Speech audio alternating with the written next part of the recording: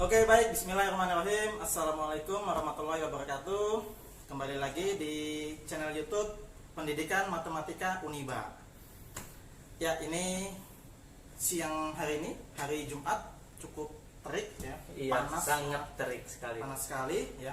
Ini mohon maaf, saya tidak resmi ya, tidak pakai kemeja atau pakaian kerja ya, dikarenakan ini tadi hari Jumat dan jadi sudah 2 minggu ini ya, ada kegiatan senam pagi gitu jam 8 itu. Jadi makanya dosen-dosen pakaiannya pakaian olahraga atau pakaian kaos seperti ini gitu ya. Oke.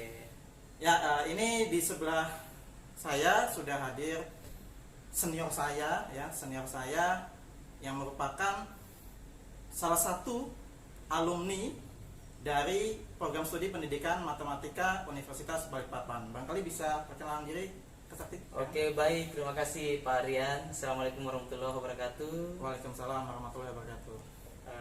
Mungkin karena saya diberikan kesempatan untuk memperkenalkan diri, jadi saya Ismail Ali Sakti. Mungkin lebih sering disapa Sakti begitu. Dan Sakti. ya, Sakti. Dan saya di Universitas Balikpapan ini masuk di tahun 2010. 2010. Ya, tentunya sangat berbeda kondisinya dengan saat sekarang ini begitu, Pak Rian. 2010, tapi dari semester 1 atau bagaimana nih? Kalau saya sebenarnya kemarin itu ada beberapa mata kuliah di konversi. Karena saya transferan dari perguruan tinggi di Sulawesi Selatan. Ya, seingat saya memang Kak Sakti ini merupakan mahasiswa transferan ya, gitu ya, dari salah satu kampus swasta di Sulawesi Selatan. Di salah satu kampus swasta Sulawesi Selatan. Ya, jadi senior saya gitu ya. Saya kan angkatan 2009. Hitungannya berarti sebenarnya angkatan 2008. Coba. Oh iya, 2008 ya. Angkatan 2008. Iya. Angkatan 2008 gitu. Iya, Angkatan 2008 ya. Ini sekarang apa nih kegiatan yang Kak Sakti nih? Sudah kerja di mana, Pak? Bisa ceritakan ke teman-teman. Jadi saat ini teman-teman sekalian, saya diberikan kesempatan untuk berkarir di SD Kemala Bayangkari. Mungkin teman-teman di Kota Balikpapan sudah memahami dan mengetahui tentang bagaimana kondisi sekolah di Kemala Bayangkari. Kata orang sih segudang prestasi begitu, varian. Segudang prestasi, dan di sana saya diberikan kesempatan juga untuk mendidik peserta didik kelas 6. Oh, kelas 6. Kelas 6. Wali kelasnya ya. Wali kelas. Tetapi diberikan tambahan tugas untuk membina Olimpiade Matematika juga. Wah, mantap. Pembina Olimpiade ya. Kemudian di SD Kemala Bayangkari, apakah ada rekan-rekan alumni lain dari FKIP? Dari FKIP Uniba. FKIP Uniba. Saya lihat belum ada ya. Oh, jadi ada. satu-satunya ya. Satu-satunya ya. Ya, karena di situ ada beberapa perguruan tinggi kali ya. Alumni dari beberapa perguruan tinggi, mulai dari Pulau Jawa, Sulawesi, dan saya termasuk salah satu dari alumni Universitas Balikpapan yang tergabung di situ. Alhamdulillah. Kalau kemarin kan rekan-rekan bisa nonton video sebelumnya ya, ketika diskusi dengan Nirma di Patra itu ada beberapa alumni dari sini yang menjadi guru di sana. Ternyata di Kemala satu-satunya ya, the one and only. Iya, one and only. Benar sekali. Nah, ya selain ngajar tadi ada mengajar Olimpiade berikan tambahan tugas. Gimana ini Olimpiade ini jalan nggak, maksudnya selama masa pandemi sepertinya siswa ini ikut event Olimpiade atau bagaimana nih? Ya. Jadi memang selama masa pandemi ini itu kan ada beberapa kegiatan memang yang dikurangin karena kita harus mengikuti protokol kesehatan juga, dan yang paling penting adalah regulasi yang dikeluarkan oleh Ketua Gugus Tugas COVID-19 di Kota Balikpapan untuk sementara waktu tidak ada kegiatan di sekolah. Jadi untuk pembinaan Olimpiade Matematika sendiri itu sementara ditiadakan. Benar. Terus di Kemala Bayangkari gimana nih Kak Sakti nih? Saya itu juga termasuk yang sering melihat status teman-teman gitu ya. Iya. Tapi bukan di IG, kalau IG nggak aktif gitu ya. Lihat di status WA, ini Kak Sakti ini termasuk yang sangat eksis ya, terus terang ya, sangat eksis. Ini banyak kegiatannya nih, coba bisa diceritakan ke teman-teman barangkali. Oh ya, jadi memang selain mengajar varian di SD Kemala Bayangkari saya ada beberapa kegiatan, termasuk kegiatan pendampingan guru-guru.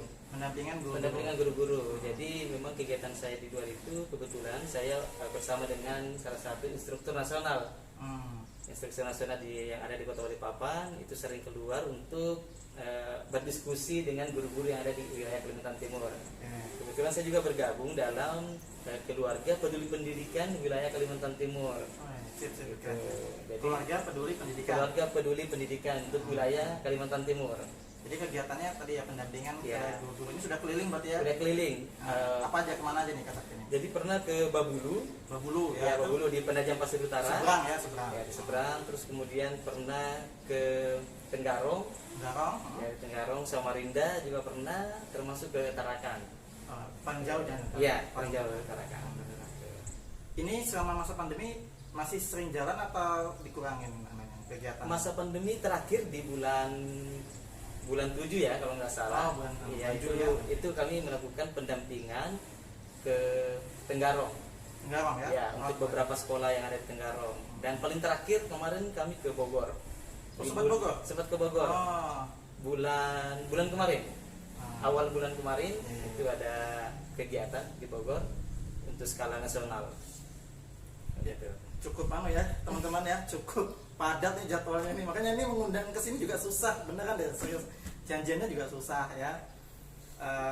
Ke Bogor, ke apa tadi, keliling Kalimantan Timur ya. Terus gimana nih, mungkin ada tips atau trik untuk rekan-rekan alumni lain yang juga berprofesi sebagai guru, apa namanya, mengatur waktu atau ritme antara tugas profesional mengajar serta tugas atau tanggung jawab di luar mengajar. Oh iya, Gimana betul sekali. nih? Ya, itu Jadi susah mungkin nih. saya mau bercerita sedikit, ini agak sedikit unik varian ya. Nah. Jadi kemarin itu memang batas waktu untuk pembagian hasil penilaian tengah semester. PTS ya kan? PTS, kalau mungkin dulu kita populer dengan istilah rapot gitu ya, mid semester. Ujian mid semester ya? Ujian mid semester. Sekarang PTS. Dan kemudian itu kan deadline-nya sangat berdekatan sekali ya. Iya. Saya harus membuat proposal untuk mengikuti kegiatan nasional di Bogor.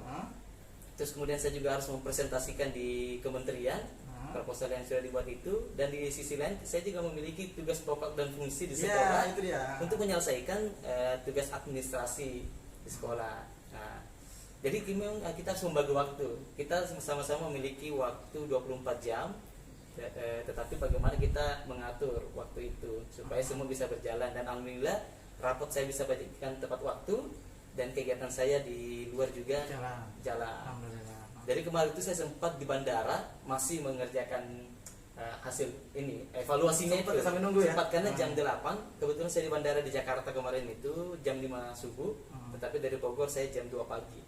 Jadi selama dalam perjalanan saya harus menyelesaikan beberapa pekerjaan yang menjadi tugas pokok dan fungsi saya sebagai guru di sekolah. Ya, skill itu mungkin semua orang tidak memiliki ya. Skill itu biasa didapatkan dari, saya yakin, organisasi nih. Iya, Saya benar yakin sekali. organisasi, benar nih. Ya, saya yakin Iya. Kak Sakti ini juga aktivis ya, dulunya aktivis di Universitas Balikpapan ya. Bahkan coba Kak Sakti cerita Iya. sendiri ya mengenai organisasi yang ada di FKIP ini khususnya nih. Oh iya. Cerita sejarahnya gimana nih, biar teman-teman tahu nih semua. Benar sekali. Jadi begini ya teman-teman sekalian. Jadi orang sukses itu memang rata-rata ya, Pak Rian ya. Dan Pak Rian juga pastilah merasakan hal itu, karena juga Pak Rian juga dulu berorganisasi dengan saya di himpunan mahasiswa fakultas.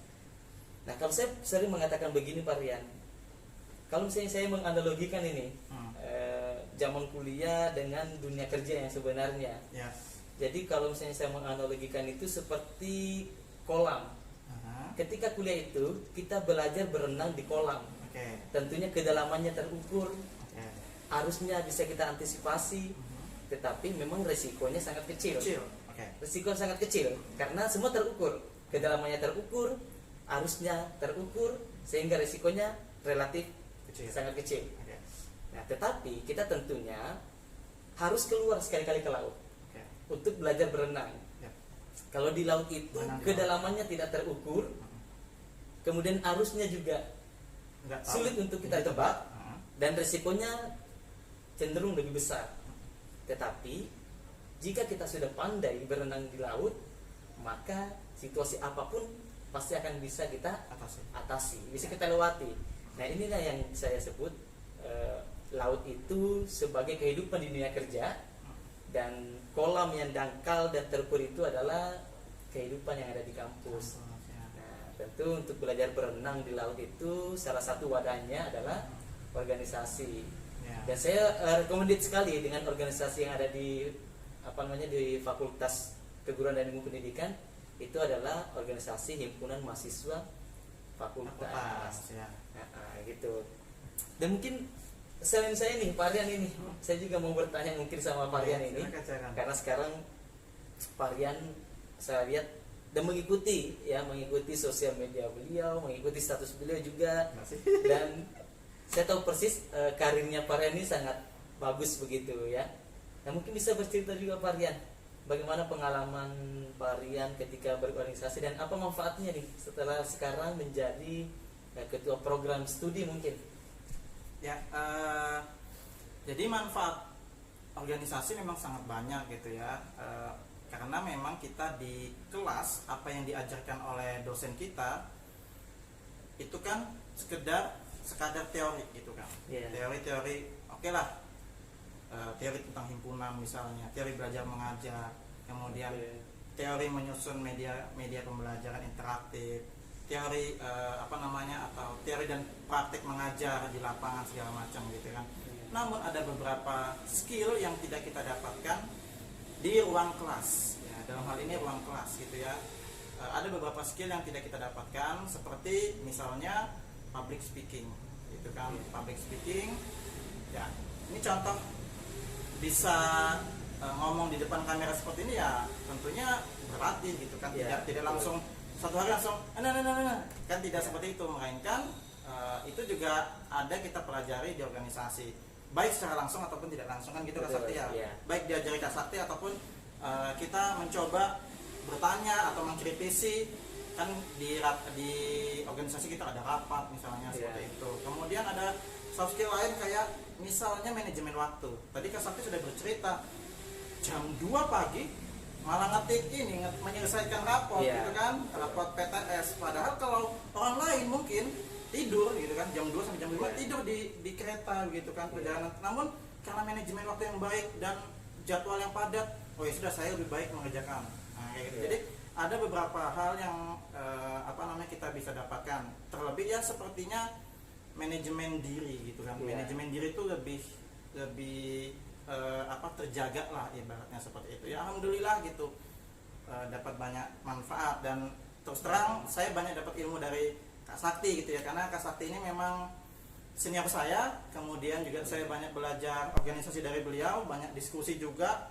Kemudian dulu kita sama-sama kelas malam. Iya betul. Sama-sama kelas malam, jadi diskusinya di mana, di tahu tek? Paling sering itu kita pulang kuliah itu nongkrong di tahu tek gitu kan, atau di lalapan misalnya gitu ya. Benar, kita diskusi gitu tentang organisasi atau tentang perkuliahan dan segala macam hal gitu ya.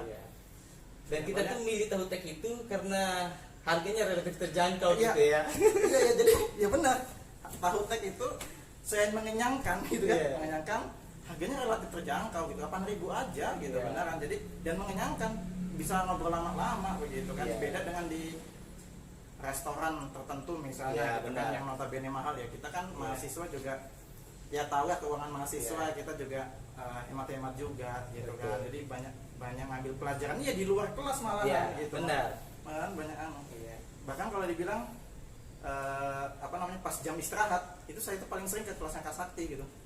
Bukan main sama teman-teman, maksudnya ke kelas Kak Sakti atau ke kelasnya ini Rika gitu ya, yang sekarang jadi istri saya gitu.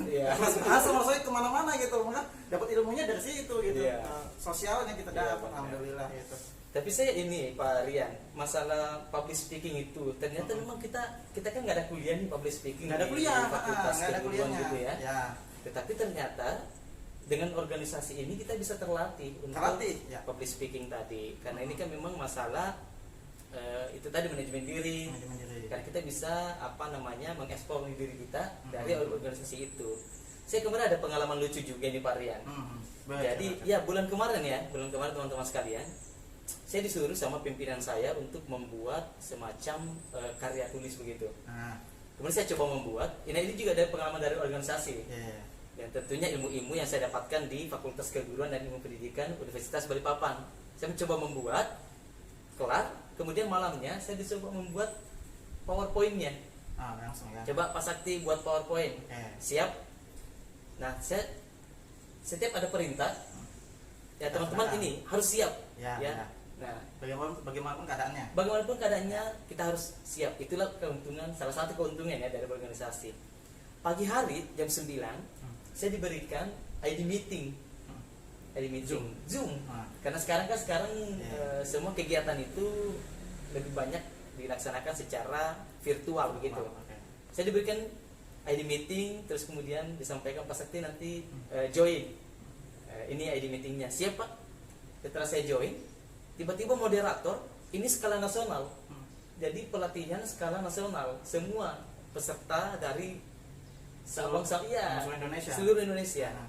Setelah itu moderator memperkenalkan. Baik, saya akan memperkenalkan narasumber kita hari ini. Dan termasuk 3 dari narasumber itu nama saya disebut. Padahal nggak ada diundang gitu, nggak ada ya. Saya tidak tahu. tahu. Untungnya sudah udah menyiapkan materinya. Dan setelah diperkenalkan saya baru tahu kalau ternyata saya dijadikan narasumber dalam kegiatan nasional pada hari itu. Nah, saya sangat beruntung pernah berorganisasi. Saya tidak mau kelihatan shock begitu di depan kamera. Saya harus tegar lah gitu, siap lah pokoknya. Apalagi kita sudah dibekali berorganisasi di kampus begitu. Dan alhamdulillah kita mendapatkan apresiasi dari informasi yang kita sampaikan di kegiatan hari itu, yaitu. Jadi apa yang mau saya sampaikan ini adalah bagaimana manfaat yang bisa kita rasakan dari berorganisasi gitu. Nah, bicara organisasi ini teman-teman khususnya mahasiswa juga perlu tahu nih ya. Mungkin sebagian ada yang tahu ya, karena sudah pernah dapat info dari Kakak Tika. Tapi bagi yang belum, jadi ini Kak Sakti merupakan pendiri ya, atau founding father founding father dari himpunan mahasiswa fakultas. Nah, coba bisa diceritakan Kak Sakti mengenai sejarah singkat berdirinya HMF yang itu namanya HMJ tahun 2010. Coba Kak Sakti silakan. Baik, jadi gini Pak Rian. Tahun 2010 itu tentu dinamika perkuliahan nggak seperti ini ya. Kalau sekarang ini saya tadi masuk di kampus saja rasanya bahagia begitu ya. Beda sekali ya. Tampilan dari luar itu aja udah keren sekali ya, dibandingkan dengan di tahun 2010 itu. Terus kemudian kondisi mahasiswa kita juga sangat berbeda. Nah, apa yang saya katakan berbeda? Saya ini kan tadi mahasiswa transparan varian dari Sulawesi Selatan yang tentunya di sana itu teman-teman notabene memang aktivis. Aktivis yang memang sangat senang dengan berorganisasi. Ketika saya masuk di kampus, saya mencari organisasi di kampus ini. Di Universitas Balikpapan saya mencari organisasi. Terus kemudian saya melihat kondisi kita perlu nih membuat organisasi di Universitas Balikpapan. Maka saya pun mencoba untuk merangkul beberapa teman pada saat itu.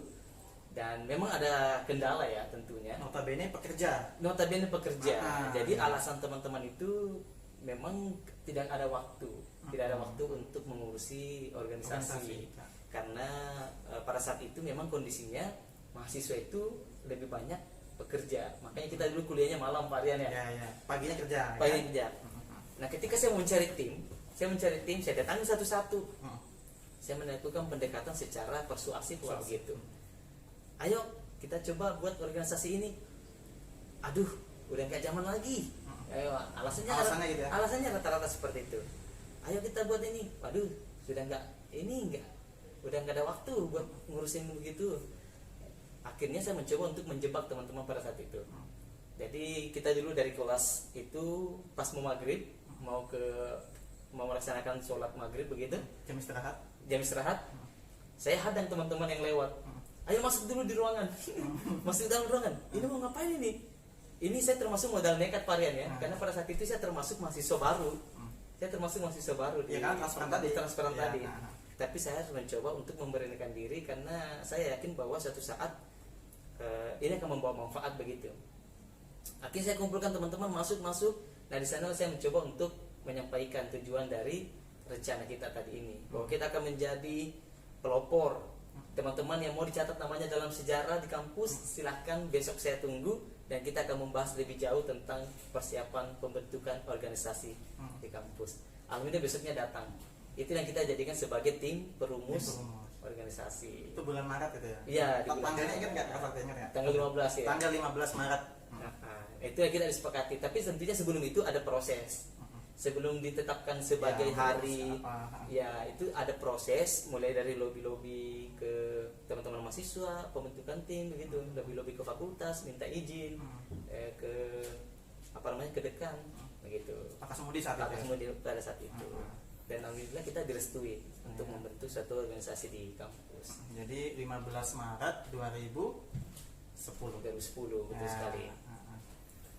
Nah Ya. terus ini Pak Rian, ini kan saya bangga sekali nih dengan Pak Rian sebenarnya teman-teman sekalian, karena salah satu kader terbaik dari himpunan mahasiswa fakultas itu sekarang Kadernya menjadi, Kak Sakti ini. iya kader. Saya teringat begini, saya pernah membaca buku, pemimpin yang hebat itu adalah pemimpin yang mampu menciptakan pemimpin yang hebat. Nah kalau saya melihat Pak Rian ini, saya termasuk pemimpin yang hebat teman-teman Ya, sekalian. Ya. Karena bisa mencetak pemimpin yang hebat. Salah satu contohnya adalah Pak Rian. Nah, Pak Rian ini saat ini saya berbangganya kenapa? Karena saya sampai merinding loh teman-teman sekalian. Ya, saya Nah, juga makanya agak Karena kenapa? Karena saat ini Pak Rian sudah termasuk salah satu pengambil kebijakan di fakultas, yaitu sebagai ketua program studi matematika. Nah, itu yang membuat saya sangat berbangga. Nah, mungkin saya minta juga nih Pak Rian, apa ya yang membedakan kondisi mahasiswa pada saat kita kuliah dulu dan tentunya mahasiswa pada saat sekarang dengan segala fasilitas dan sarana prasarana yang sudah mendukung mungkin. Oke. Barangkali sebelum saya jawab, ini saya balik nanya lagi nih ke bintang tamunya nih. Kondisi dulunya kuliah bagaimana? Terus melihat saat Iya. ini bagaimana nih? Gimana nih Kak Sakti nih? Lihat Ini bukan Gedung. 180 derajat lagi ya. Ini sepertinya 4 kali 720 kali ya. 2 kali ini mutar jadi keliling gitu ya. ini ada di sini tuh ada gedung rektorat ya. Jadi ini Ya. sambil di luar jendela kita bisa melihat. Ini seandainya kalau misalnya Sampai. kamera kita bisa memperlihatkan ini, saya masih teringat betul di memori saya bagaimana kondisi ketika kita masuk begitu. Jadi kita hanya bisa melihat Satu lantai aja. satu lantai saja, Nah. bangunan apa namanya, bangunan yang sangat sederhana begitu. Terus kemudian ya kalau orang melihat ya, orang luar melihat gitu ya, wah ini beneran kampus atau bukan? Karena saya teringat betul Pak Rian, teman saya dari Makassar itu datang ke sini. Saya coba ajak jalan-jalan pada saat itu. Ayo kita ke Universitas Balikpapan. Saya coba ajak jalan-jalan. Loh, ini kah kampusnya? Nah, seandainya saya memiliki waktu yang banyak dan teman saya di Makassar itu memiliki waktu yang banyak, saya mau undang, saya mau mengatakan inilah Universitas Balikpapan. Jadi bukan inikah, tapi inilah. Karena sekarang tentunya gedungnya sudah sangat mewah sekali begitu dibandingkan dengan dulu ya. Dibandingkan dengan zaman dulu. Dulu aja kita musolanya aja lah. Kita dulu sampai ngantri mau sholat maghrib itu berapa kloter begitu. Nah, sekarang alhamdulillah sudah menjadi masjid begitu ya. Digunakan juga untuk sholat Jumat kali ya. Bahkan dulu info dari kakak tingkat angkatan pertama ya, angkatan 2007 itu kuliahnya belum di sini, belum di gedung. Oh iya, benar sekali. Iya, Kak Sakti ya? Iya benar. Jadi saya juga masih tempat ini ya. Sempat nggak? Ini ya, karena sebelum saya Ya, ini mungkin kan mahasiswa pertama Ya. yang menempati Universitas Balikpapan. Angkatnya Kak Sakti sudah mulai di Ya, sini ya. saya di sini. Nah itu teman-teman pada saat itu memang kuliahnya pindah-pindah tempat begitu. Ya, masih minjam gedung Masih sekolah. minjam gedung sekolah, terus kemudian sempat 2 kali sepertinya. Oh, 2 kali ya? Iya, 2 kali pindah tempat, kemudian langsung masuk di Universitas Balikpapan gitu. Sudah memiliki gedung sendiri. Sudah memiliki yang gedung sekarang sendiri. megah gitu ya. Megah sekali, ya, megah sekali. Dan saya rasa alumni bakalan bangga ketika Ya. berkunjung di Universitas Balikpapan dengan Makanya, segala fasilitas dan sarana prasarananya. makanya saya harus banyak mengundang rekan-rekan alumni ya, baik senior saya atau teman seangkatan saya untuk melihat kondisi Uniba terkini gitu. Karena memang Ya. terus terang dulu ya, kalau dari pandangan saya ini Kak Satya, Ya. subjektif aja. Kalau dari aspek infrastruktur jelas Ya. sangat jauh sekali perkembangannya sekarang. Uniba bertransformasi menjadi kampus yang sangat modern gitu Ya. ya. Kalau dulu masih satu lantai, beneran deh dulu Iya, gitu ya. satu lantai benar. Saya nggak punya fotonya sih yang jelas, tapi saya merasakan itu. Kasakti Iya. juga merasakan itu. Iya. Itu kemudian atmosfer mahasiswa juga sangat berbeda jauh dengan sekarang. Dulu mahasiswa ya lebih banyak yang pekerja. Ya, betul. Karena dulu memang di FKIP buka kelas malam. Iya. Termasuk saya, paginya kerja, malamnya kuliah. Kita Iya, dari jam benar. 6:30 sampai 6:30, dilanjut jam 7 sampai jam 8:30. 8:30. Kasakti juga gitu. Jadi banyak yang pekerja dan Iya. dan tidak fresh graduate gitu ya, tidak Iya, maksudnya dari lulus SMA Langsung tidak langsung kuliah, tapi Iya. ada yang sudah kerja dulu, ada yang bahkan Iya. sudah guru, Sudah guru. sudah punya anak bahkan. sudah punya anak, ada yang sudah punya anak malahan Iya. kuliah lagi gitu. Ada yang guru namun belum SPD, Belum SPD ya. ambil kuliah di FKIP. Nah, kondisinya seperti itu. Nah, Iya. kalau yang sekarang ya rata-rata atau mayoritas saya bilang di FKIP rata-rata itu mahasiswanya fresh graduate ya, lulus SMA langsung kuliah, ataupun kalaupun ada yang menunda itu 1 tahun lanjut kuliah gitu kan, masih fresh, tidak seperti Pada saat itu ya? saat itu gitu. Tahun Jadi, 2008, 2009 itu. dari Ya. situ pun juga pola berpikirnya berbeda Iya. gitu. Nah, mungkin dulu Kasakti kesulitan gitu ya, Iya. kesulitan mencari kader organisasi. Betul gitu kan. sekali. Tim rumusnya berapa Kasakti dulunya? Waktu itu ada 11 orang. 11 orang. Ada 11 Susah orang. sekali nyari. Sangat sulit. Padahal mahasiswa FKIP dulunya banyak. Banyak. Satu kelas itu bisa 30-an Iya. gitu. Karena saya sendiri ada lebih dari 30. Saya juga 39 kalau Iya. tidak salah angkatan saya itu. 39, nah Kasakti 30-an juga. Tapi yang minat organisasi sedikit. Sangat sedikit. Namun, bedanya adalah daya tahan atau daya juang teman-teman yang ingin istiqomah di organisasi itu yang patut diacungi Betul, jempol, gitu. betul. Tapi kalau ya ini mohon maaf kepada rekan-rekan mahasiswa yang ada, ini kan kalau kita bicara tentang komparasi, ya kan, maka pasti ada positif atau negatif, dan Iya. itu kita harus objektif gitu. Kita harus buktikan terbuka bahwasannya apa yang kurang dari kita, apa yang lebih dari kita, apa yang bisa kita jadikan sebagai pecutan untuk kita lebih maju lagi. Betul. Nah, mahasiswa saat ini memang kadernya banyak Kasakti, terus terang. Iya. Karena memang saya semenjak jadi dosen di sini kan juga memantau Iya. adik-adik rekan-rekan mahasiswa yang berorganisasi di HMF ataupun HMPS. Kadernya sangat banyak. HMF itu satu periode itu bisa mencapai 27 orang. Oh. HMPS-nya bisa 15-an orang, Iya. belasan orang gitu ya. Apalagi HMPS bahasa Indonesia, Iya. yang mahasiswanya notabene paling banyak di antara prodi matematika dan ekonomi. Gitu. Jadi HMPS bahasa itu sampai 50 malahan. Iya. Seriusan ini. HMPS bahasa sampai 50. Nah, dari kuantitas saja sudah sangat beda. Iya, gitu. betul sekali.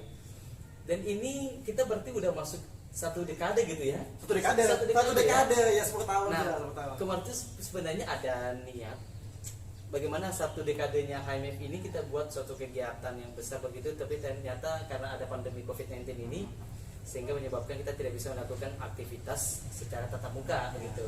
Nah, tetapi tahun 2020 ini merupakan satu dekade dari organisasi yang sudah kita bangun sama-sama 15 gitu. Maret ya, 15 Ya. Maret 2010, 15 Maret 2020, satu dekade ya. Iya. Jadi memang nah itu yang perlu kita bangun lagi ya, atau kita perbaiki lagi dari kita rekan-rekan aktivis yang ada di lingkungan FKIP ini. Kalau nonton video ini, Iya. kita harus bangun yang namanya sense of belonging gitu ya, rasa kepemilikan, rasa Betul. mencintai organisasi kita. Jangan sekadar aku mau gabung organisasi ikut-ikutan. Iya, Nah, benar. tapi sumbangsihnya apa sih? Iya. Gitu. Nah, itu yang perlu dibangun dari rekan-rekan anak muda ya, Iya. mahasiswa milenial, untuk membangun atau menciptakan atmosfer kegiatan HMF atau HMPS yang lebih baik lagi. Iya, Gitu. benar sekali. Dan berorganisasi ini memang nggak ada salahnya Pak Rian Nggak ya. ada salahnya. Karena banyak sekali ilmu-ilmu yang ada di bangku kuliah itu tidak kita dapatkan.